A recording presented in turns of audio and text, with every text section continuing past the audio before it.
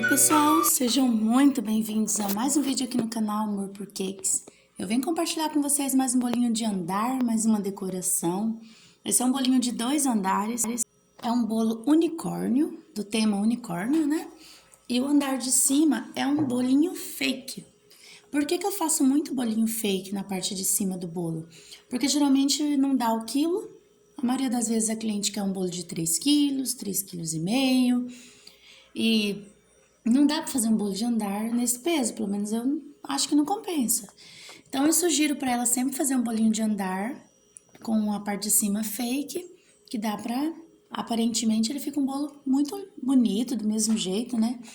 Eu peguei aí o isopor, cortei as rodelinhas de isopor, coloquei uma em cima da outra, passei plástico filme 2 vezes, deixei bem fechadinho e decoro normal.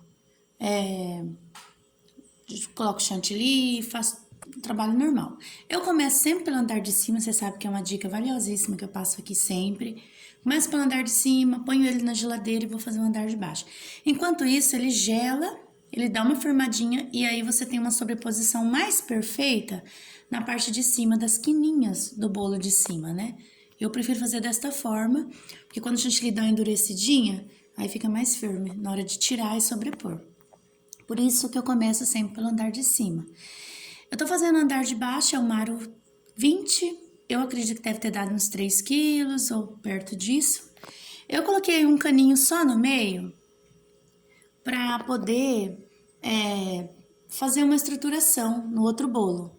Porque, querendo ou não, é um bolo fake, é levinho, mas quando você dá uma forçadinha, você acaba forçando, e se não tem uma estrutura, você pode estufar o recheio do bolo de baixo.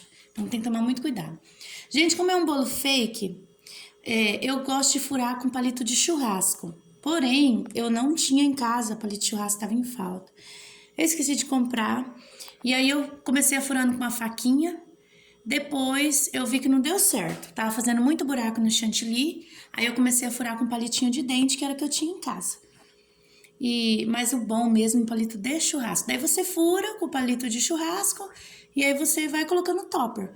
Por que eu coloquei o topper antes de fazer a sobreposição do bolo fake? Por quê?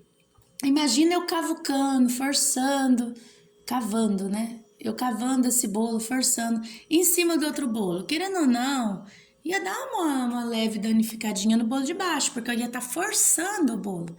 Porque querendo ou não, você aperta ali com o palito, aí você força, você dá uma apertada. Então, por isso que eu preferi colocar antes. Como era trabalho de roseta, dá pra você decorar com o bolo já sobreposto. Se a parte de cima é lisa e embaixo é roseta, ou é tudo roseta, você não precisa sobrepor depois, porque dá um acabamento até melhor. Então, eu sobrepus aí o bolo fake já com o topper, para eu não ficar forçando esse bolo na hora de fazer os buraquinhos para pôr o topper em cima do outro bolo que é verdadeiro. Então, assim, ou você fura com muito cuidado. Então, ali direto na bailarina, já fui furando sem medo, tava em cima da bailarina e tudo mais, não tinha problema, já tinha gelado um pouquinho na geladeira, né? E aí, gente, eu tô fazendo rosetinhas, porque a parte de baixo é roseta. Eu tô usando o bico 21 da Mago, vou deixar aqui passando no vídeo pra vocês o bico. Eu gosto muito desse bico, porque ele dá uma roseta pequena e delicada. Ou um M no tamanho normal, eu amo as rosetas dele, mas ele é pra um bolão maior. Para bolos assim, esse bolo era pequeno, aro 20, a altura tinha uns 11 de altura, né? Porque ele passou um pouquinho da forma, então ele tinha uns 11 mais ou menos. Então eu prefiro usar essa rosetinha. Gente, eu tingi de azul, depois eu tingi, peguei o próprio azul, coloquei mais uma gotinha de corante, aí deu um azul um tonzinho mais forte. Depois eu tingi de roxo, que deu esse lilás, que daí o roxo eu compro, por exemplo, eu não compro corante lilás, eu compro corante roxo. Aí eu com esse roxo, se eu colocar pouquinho eu faço lilás, se eu colocar muito eu faço roxo.